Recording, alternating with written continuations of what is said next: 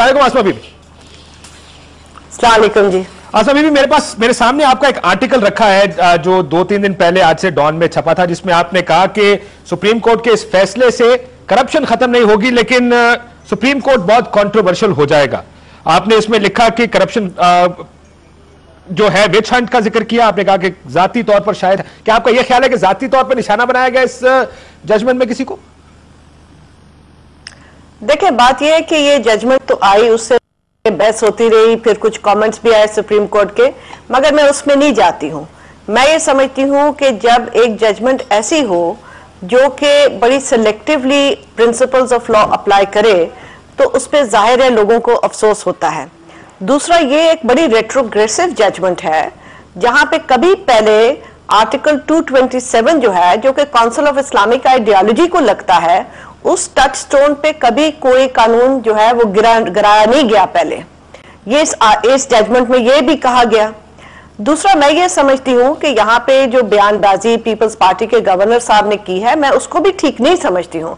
मगर और मुझे इससे कोई गरज नहीं है कि ये हुकूमत रहेगी या नहीं रहेगी, मगर एक 17 रुकनी बेंच का एक ऐसी जजमेंट देना जो कि बिल्कुल ही वन साइडेड इस तरीके से हो कि उसने बहुत आगे जाके आर्टिकल्स कॉन्स्टिट्यूशन के लेके एक कानून को गिराया, यानी आर्टिकल 25 पे वो अपना कन्फाइन रखते तो ये चीजें आगे ना होती। फिर इंसान सोचता है कि ये क्यों किया गया, किस लिए किया गया, किसको निशाना बनाया जा रहा है।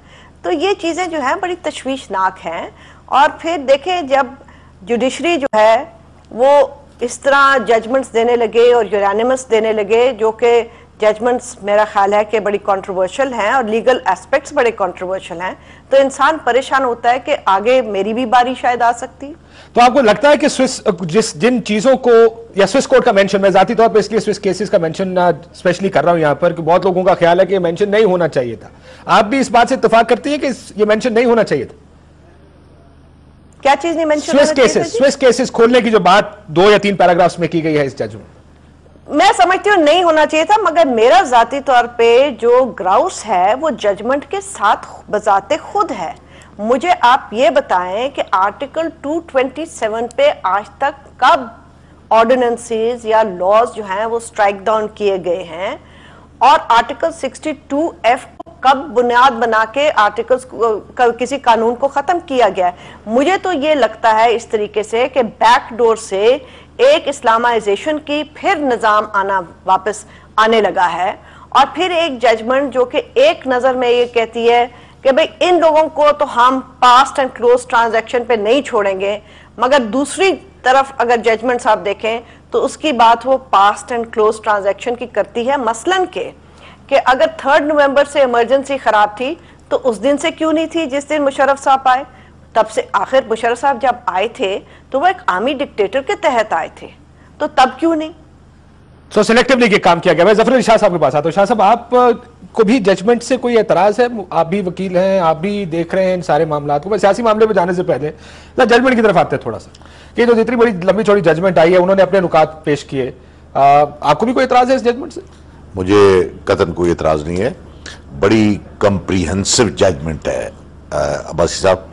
ये एक अलग बात है कि ठीक है, हम कुछ वकीलों की थोड़ी सी आती है, और बीबी मेरे लिए काबिल एहतराम है। एक वक्त वो होता था जब हम वकील और इंटेलिजेंशिया पॉलिटिकल पार्टीज ये कहा करती थी कि सुप्रीम कोर्ट के पास आईनी इख्तियारात हैं, लेकिन वो अपने आईनी इख्तियारात इस्तेमाल नहीं करती, अपनी जुरिस्डिक्शन इस्तेमाल नहीं करती, बल्कि आर्बिट्रेरी करती है अगर करे भी तो। आज वो वक्त आ गया है कि जब सुप्रीम कोर्ट अपनी जुरिस्डिक्शन को सही इस्तेमाल करने लगी है, कॉन्स्टिट्यूशनल जुरिस्डिक्शन को, तो आज ये बात होने लगी है कि ये तजावज़ कर रहे हैं।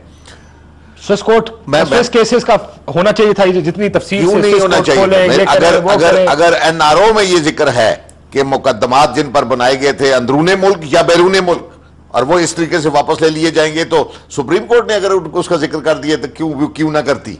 वो तो एनआरओ में जिक्र है इसका, बैरूनी अदालतों का और अंदरूनी अदालतों का, और जो मैकेनिज्म था एनआरओ का, तो उस पर उन्होंने बात की है, तो गलत बात नहीं की है। और वो बात जो है वो रेफरेंस टू द कॉन्टेक्स्ट है। जानना चाहूंगा इस फैसले में साजिश किधर है? ये बार बार लोग कहते हैं साजिश हो रही है जी। देखें, जब जजमेंट जो हो वो इतनी मुतनाज़ा हो तो फिर उसमें साजिश की बू आती है। मुतनाज़ा मैं आपसे ये अर्ज करती हूं कि जहां तक करप्शन का ताल्लुक है, एक तो नैब लॉ कंट्रोवर्शियल रहा।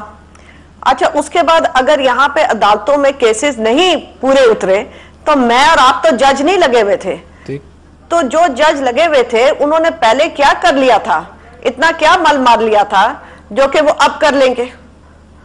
और दूसरा ये कि करप्शन जो है, हम करप्शन के खिलाफ हैं, हम समझते हैं कि करप्शन के खिलाफ जरूर कदम उठाना चाहिए और अक्रॉस द बोर्ड होना चाहिए।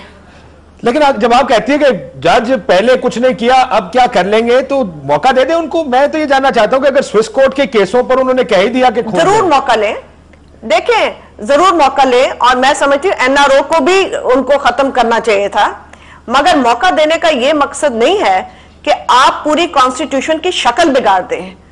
मौका देने का यह मकसद नहीं है कि जुडिशरी जो वो है अपने पावर्स को इतनी एक्सटेंड कर ले कि ये बताए कि एग्जीक्यूटिव का कौन सा बंदा कहां लगेगा और किस जगह लगेगा, और फिर वो मॉनिटरिंग सेल्स बना ले।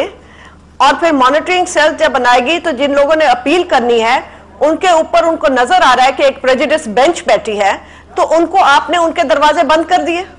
लेकिन आपको प्रेजुडिस आपको कहां नजर आ रहा है कि सुप्रीम कोर्ट का जो बेंच है वो हुकूमत के खिलाफ है या उन लोगों के खिलाफ है जिन्होंने एनआरओ के खिलाफ जो केस सुना है। मैं अगर एज ए लेमैन, क्योंकि मैं आईनी मैं आपको ये अर्ज करूं कि जब एक जजमेंट इतनी अपने आप को आगे ले जाए और इतनी जील पे चली जाए, और देखो बात अगर ये करते हैं कि इंसाफ नहीं होता, तो इंसाफ तो इनको करना चाहिए था।